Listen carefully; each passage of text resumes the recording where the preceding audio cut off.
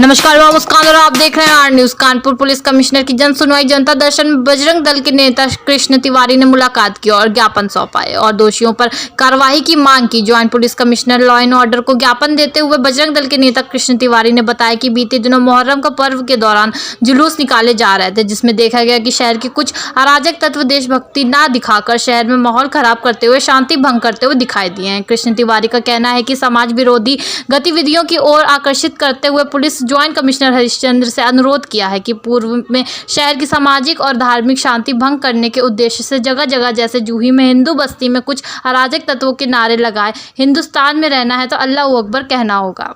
वहीं फिलिस्तीन का झंडा लहराकर देश विरोधी कार्य किया गया है। साथ ही भारतीय ध्वज से अशोक स्तंभ हटाकर उसमें मक्का मदीना का चित्र लगाकर गजवा हिंद की मानसिकता का प्रमाण दिया गया है। घंटाघर चौराहे पर जुलूस में ही आपस में जिस तरह से मारपीट हुई है, लाठी डंडे लाकर लोगों में भय का माहौल व्याप्त हुआ है। रावतपुर में सर तन से जुदा के नारे लगे हैं। उसे लगता है कि देश की कुछ अराजक मानसिकता के लोग शहर का माहौल खराब करना चाहते हैं, जिन पर कड़ी कार्रवाई के लिए आज ज्वाइंट पुलिस कमिश्नर को ज्ञापन से उपाय वहीं ज्वाइंट पुलिस कमिश्नर हरिश्चंद्र से कार्रवाई की मांग की है। पुलिस ने एक मामले में मामला दर्ज किया है।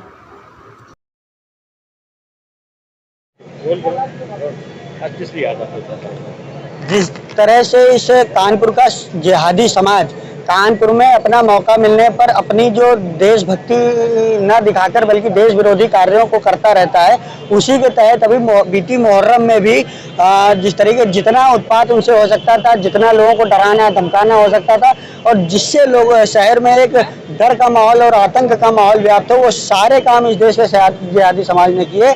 जिस तरीके से जूही में हिंदू बस्ती में जाकर नारे लगाना कि इस देश में रहना है तो अल्लाह अकबर कहना है, जिस तरीके से रावतपुर में नारे लगाए गए कि सरतन जदुदा, जिस तरीके से फिलिस्तीन का झंडा लहराया गया, जिस तरीके से तिरंगे झंडे से अशोक चक्र हटाकर वहाँ पर गजवाई हिंद की मानसिकता के तहत उसमें एक तरीके से मक्का मदीना का चित्र लगाए, ये सारे के सारे कार्य उनकी एक ओछी मानसिकता और जिहाद की मानसिकता को दर्शाता है, जिस मानसिकता के तहत ये सारे काम किए गए हैं। और कानपुर को कहीं पर भी किसी भी प्रकार से हम जिहाद का गढ़ नहीं बनने देंगे।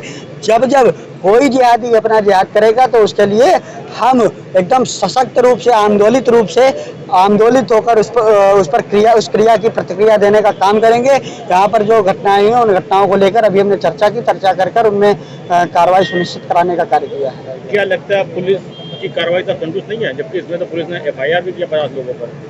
हाँ, एक घटना को लेकर उन्होंने कार्रवाई की है, एक घटना को लेकर उन्होंने FIR दर्ज की, लेकिन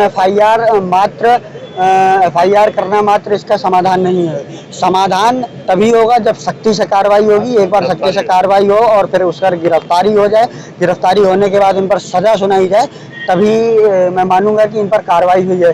सिर्फ खाना पूर्ति करने से और सिर्फ दिखाने से, लिपापोती करने से अब काम नहीं चलने वाला है। अच्छा, किसको ज्ञापन दिया और क्या मांग करी है? 2 बातें बताइए।